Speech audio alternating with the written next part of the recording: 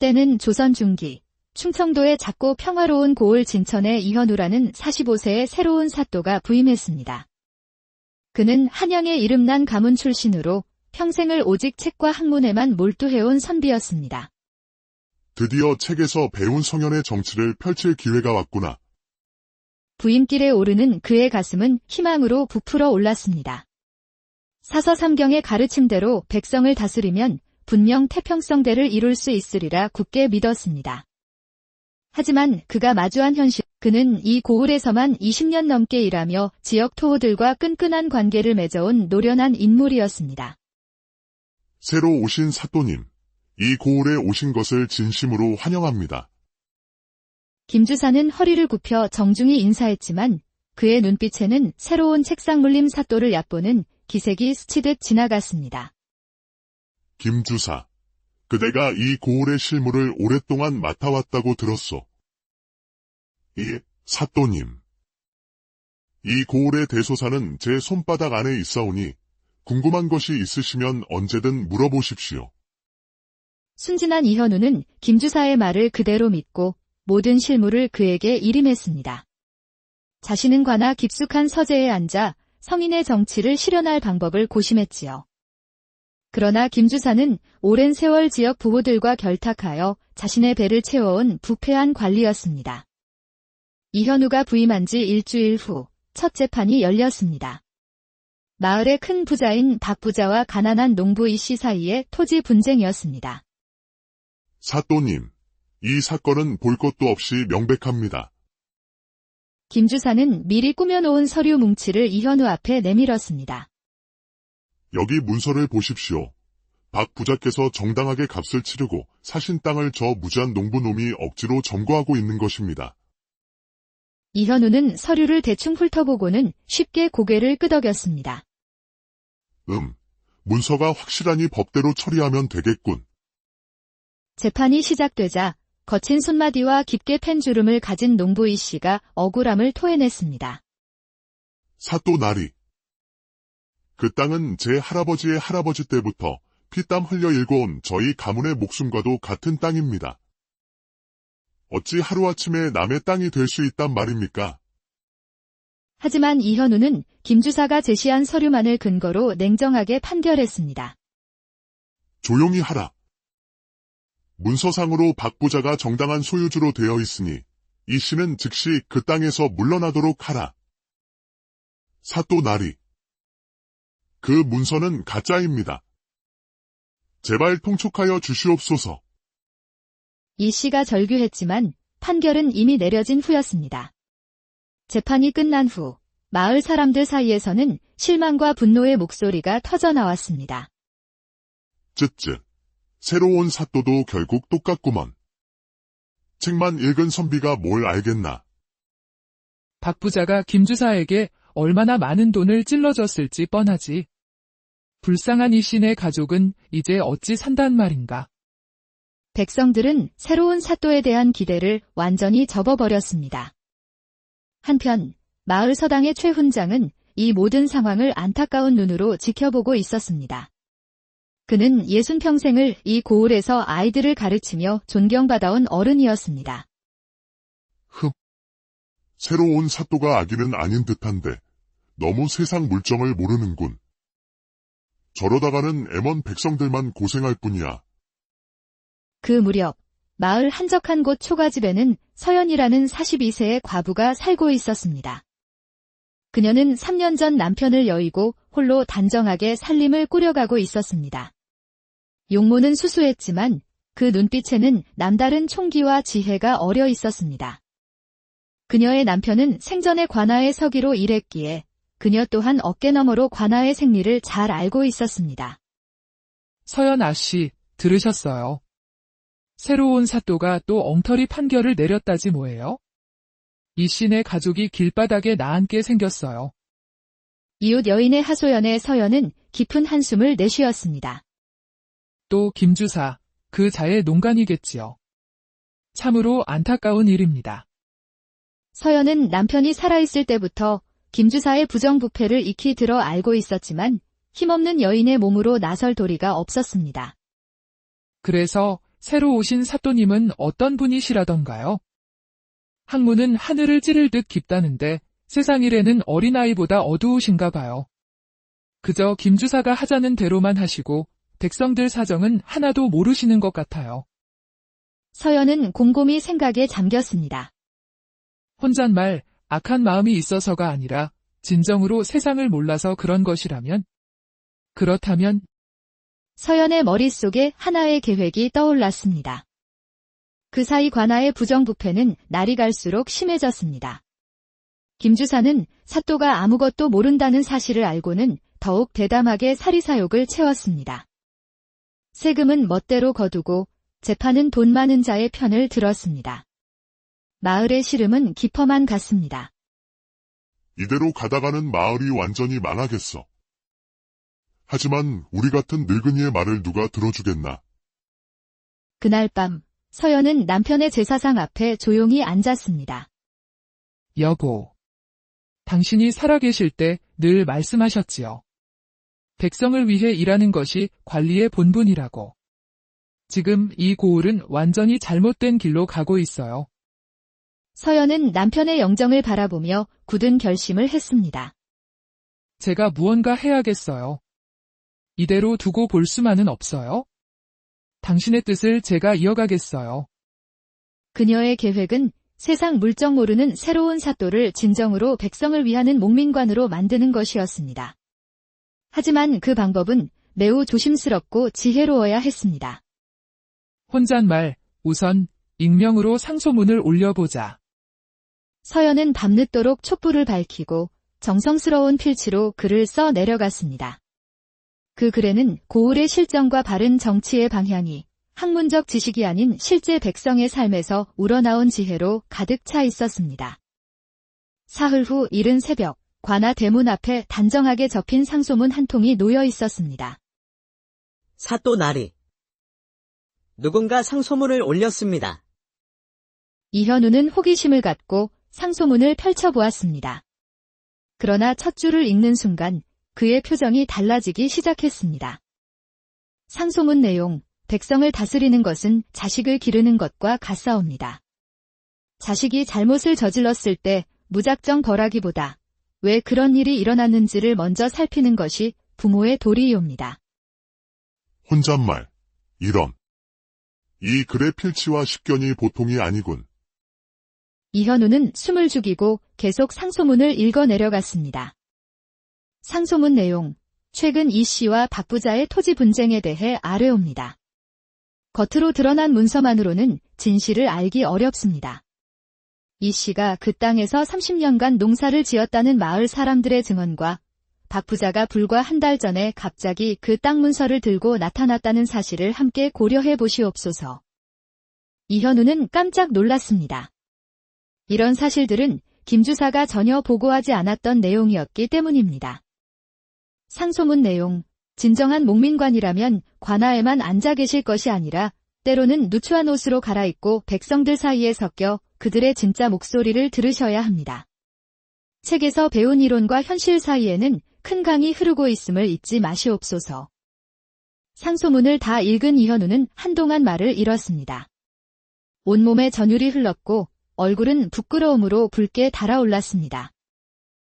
혼잣말, 대체 이 글을 쓴 사람이 누구일까? 이런 해안을 가진 현자가 이 고을에 계셨다니. 내가 얼마나 어리석었던가. 여봐라, 김주사를 들라하라. 이 씨와 박 부자 사건을 당장 재조사하도록 하라. 김 주사의 얼굴이 순간 굳어졌습니다. 사또님, 이미 판결이 끝난 일을 어찌하여 다시. 끝난 일이 아니다. 혹시 내가 놓친 것이 있는지 다시 살필 것이니 즉시 명을 받들라. 이현우가 직접 마을에 나가 이 씨의 이웃들을 만나보니 상소문의 내용이 모두 사실이었습니다. 아묘, 그 땅은 이 씨네가 대대로 농사짓던 땅이지요. 박 부자가 갑자기 나타나 자기 땅이라고 우기는데 우리도 이상하게 생각했습니다. 사또님께서 이렇게 직접 나와서 물어봐 주시니 정말 감사합니다. 이현우는 부끄러움과 함께 김 주사에 대한 분노를 느꼈습니다. 혼잣말, 내가 이토록 어리석었다니. 그리고 김주사, 그 자가 나를 완전히 속였구나. 이현우는 이 지혜로운 상소문을 쓴 사람을 간절히 만나고 싶었습니다. 그는 은밀히 마을을 다니며 상소문이 작성자를 수소문하기 시작했습니다. 그러던 중 최 훈장을 만나게 되었습니다. 훈장님, 혹시 이 고을에 이만한 식경과 필체를 가진 분을 아십니까? 최 훈장은 상소문을 읽어보더니 감탄하며 고개를 끄덕였습니다. 참으로 훌륭한 글입니다. 학문적 지식과 현실적 경험이 모두 갖춰진 분이 쓰신 듯합니다. 그런 분이 이 마을에 계십니까?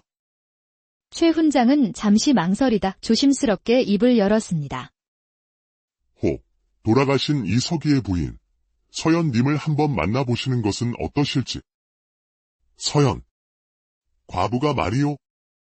예, 비록 과부의 몸이시나 학식과 지혜가 매우 뛰어나신 분입니다. 며칠 후 이현우는 산책을 가장해 서연의 집 근처를 지나가다 우물가에서 물을 깃는 그녀와 마주쳤습니다.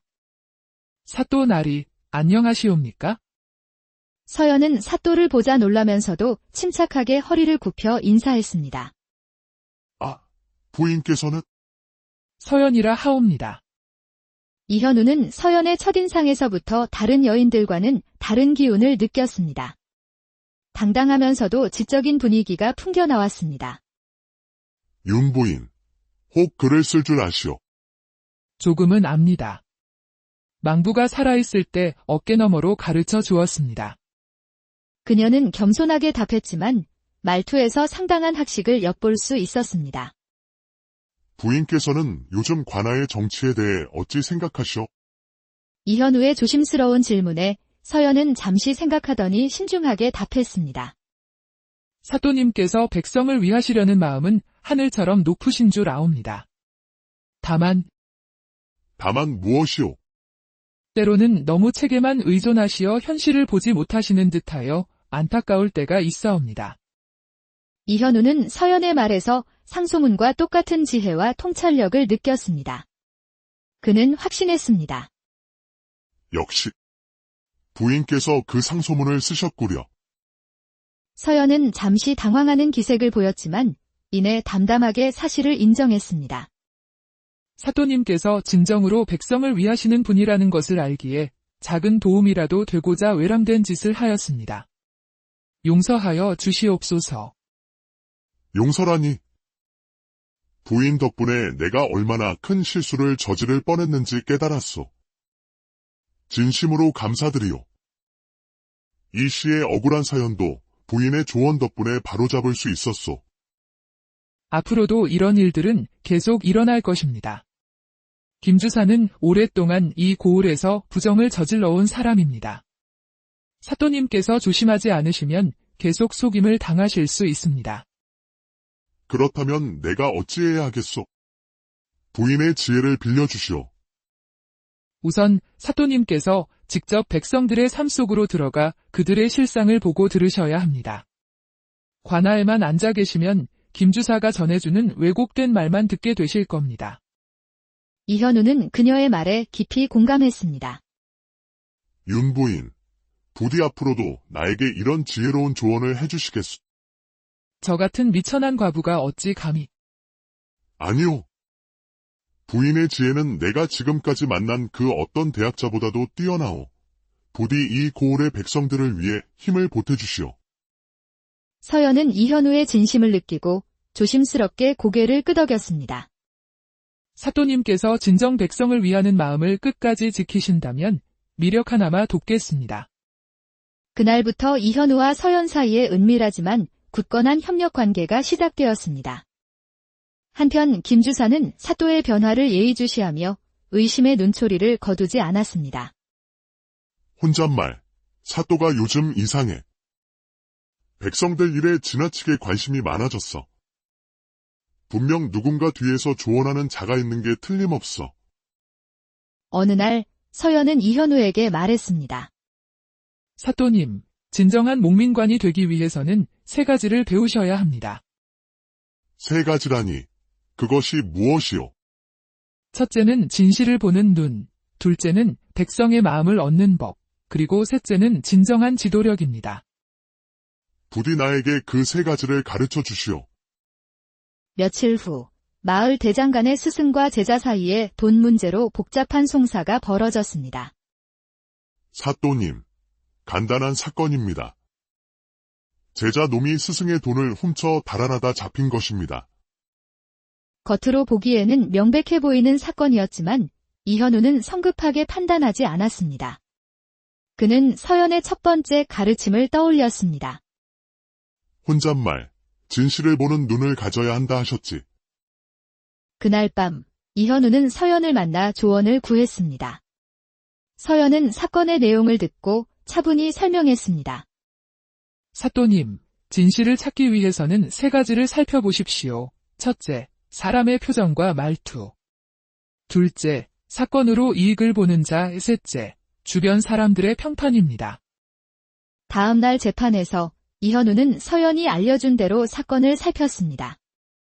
돈을 잃었다는 스승의 표정은 억울하기보다 어색했고 제자의 눈빛에는 절망이 가득했지만 거짓은 보이지 않았습니다. 또한 주변 사람들은 모두 제자가 성실하고 착하다고 증언했고 반대로 스승이 최근 도박에 빠져 돈을 잃었다는 소문을 전했습니다.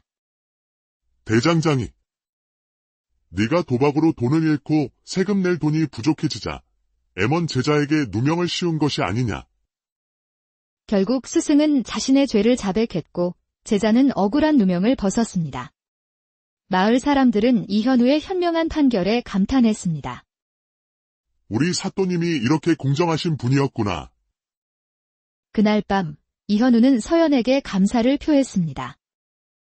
부인 덕분에 진실을 찾아낼 수 있었소. 책에서는 배울 수 없는 소중한 지혜를 얻었소. 사또님께서 첫 번째 교훈을 체득하셨군요. 이제 두 번째 교훈, 백성의 마음을 얻는 법을 배울 준비가 되셨습니다. 며칠 후 서연은 이현우에게 특별한 제안을 했습니다.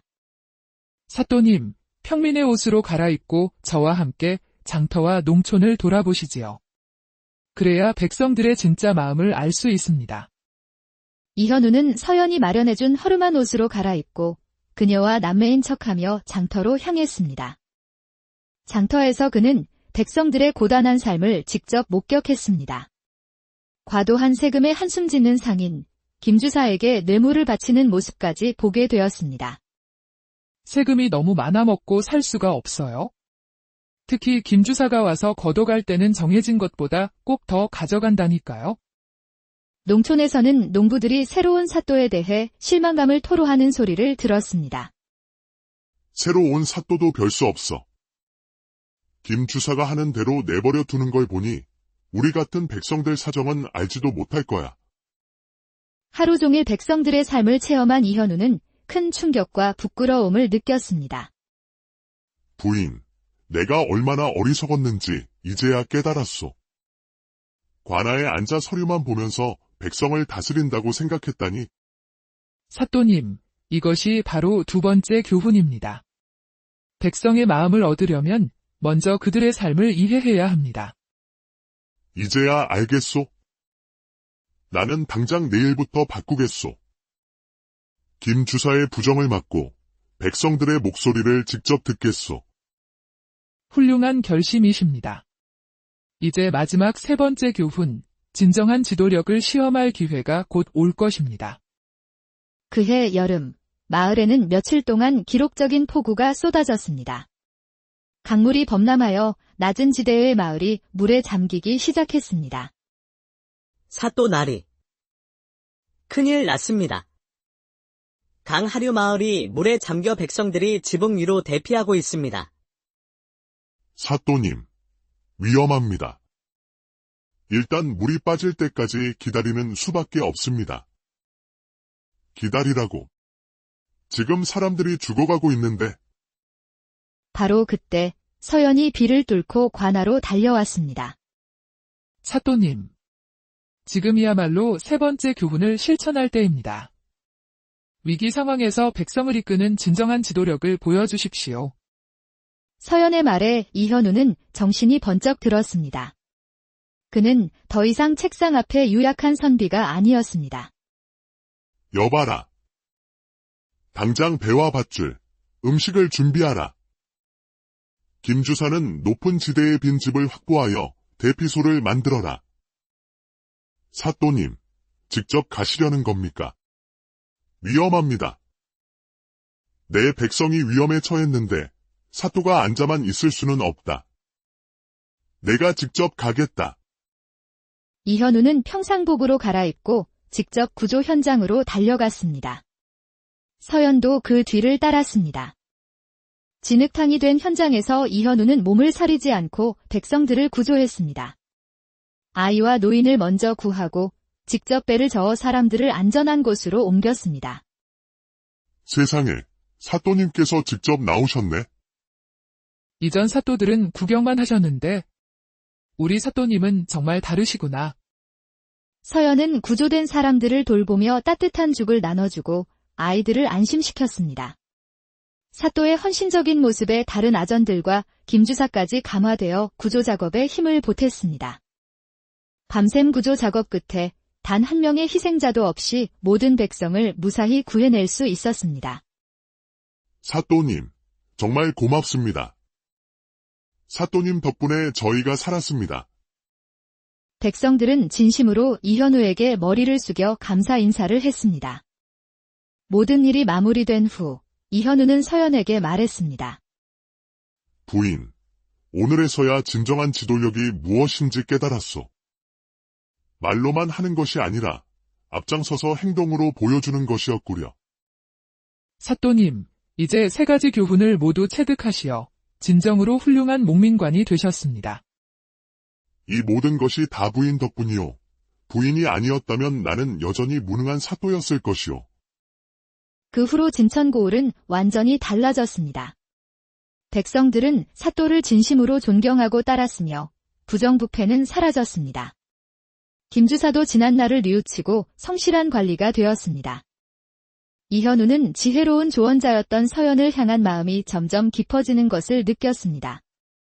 그녀는 이제 단순한 조언자를 넘어 인생의 동반자로 느껴졌습니다.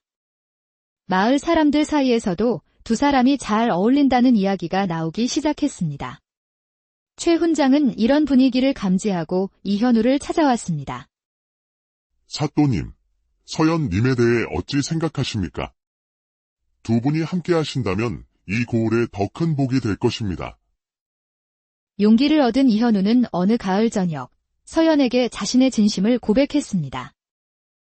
윤부인, 나에게는 부인이 없어서는 안 될 사람이요. 조언자로서가 아니라 평생의 동반자로서 내 곁에 있어 주시오. 사또님, 저는 이미 한 번 시집을 갔던 과부의 몸입니다. 신분의 차이도 크지 않습니까? 부인의 과거와 신분은 나에게 아무런 문제가 되지 않소. 나는 부인과 함께 이 고을에서 평생 백성들을 위해 일하고 싶소. 이현우는 최 훈장을 중매인으로 하여 정식으로 서연에게 혼담을 넣었습니다. 두 사람의 혼례는 간소하지만 정중하게 치러졌고 온 마을 사람들이 진심으로 축복해 주었습니다. 사또님과 마님, 정말 축하드려요. 두 분이 함께 계시니 우리 마을이 더욱 좋아질 거예요. 혼례 후 두 사람은 진정한 동반자가 되었습니다. 이현우가 겉으로 드러나는 업무를 처리하면 서연은 백성들의 속마음을 읽어내어 그를 도왔습니다. 여보, 오늘 송사는 잘 해결되었소. 당신이 알려준 배경 정보가 큰 도움이 되었소. 다행입니다. 당신이 없었다면 저의 지혜도 쓰일 곳이 없었을 거예요. 이현우와 서연이 함께 다스리는 진천고을은 조선 팔도에서 가장 살기 좋은 곳으로 명성을 떨치게 되었습니다. 무능했던 사또는 현명한 과부를 만나 훌륭한 목민관이 되었고 숨어 지내던 과부는 사또를 만나 자신의 능력을 마음껏 펼치게 되었습니다. 두 사람의 만남은 서로에게 그리고 고을의 모든 백성들에게 가장 현명하고 행복한 거래가 되었습니다. 그리고 그들의 이야기는 시대가 흘러도 변치 않는 진정한 지도력과 지혜로운 협력의 가치를 오늘날 우리의